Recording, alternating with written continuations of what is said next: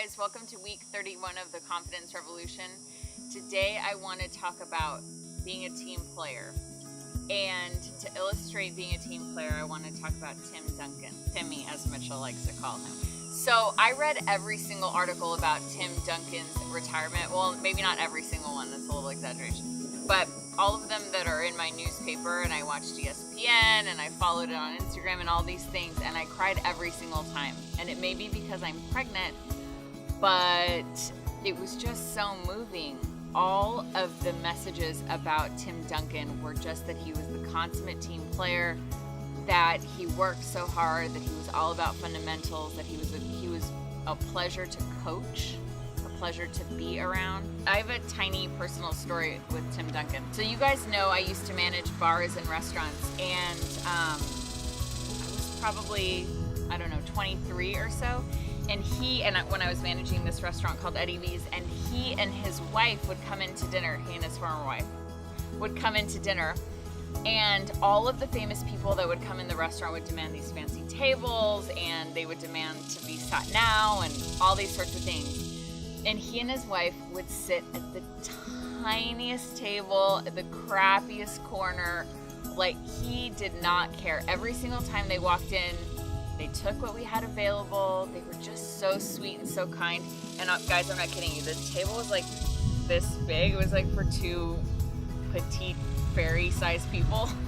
And like his knees would be up to his chest, and he just did not care.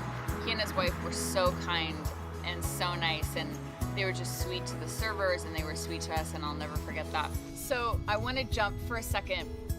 The other day, my pastor said, the recipe for insignificance is only worrying about yourself. So if you're feeling insignificant in life, if you're feeling like, do I really matter? Take a moment and take stock. Where are you giving? Where are you contributing?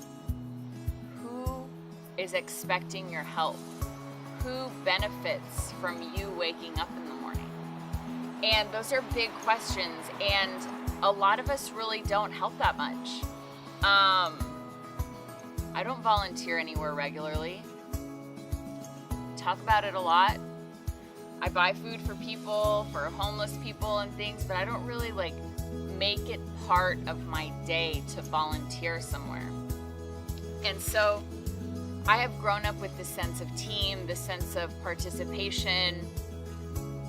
Guys, I was in band, I was a drum major, I was a part of the golf team, I was part of this business organization called AK Sci. My whole life, I'm motivated by team and motivated by the greater good. You guys, I always feel better when I'm with people and working towards something greater than myself. I never really feel that good when I'm just getting mine. I always feel good when I'm helping someone else get theirs.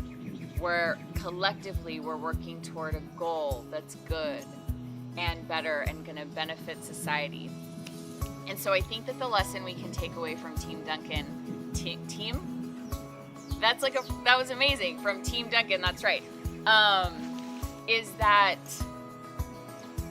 when you dedicate your life's work and your life's passion to something greater than yourself, to other people around you, to lifting other people, that not only will you get wonderful, a wonderful send-off, and that's all well and good, but you build people up over a lifetime.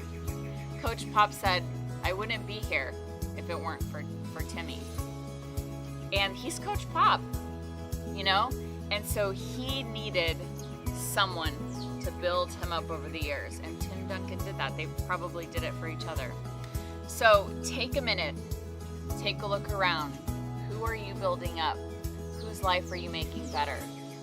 What goal are you working toward to make a better corner of the world for you and your family?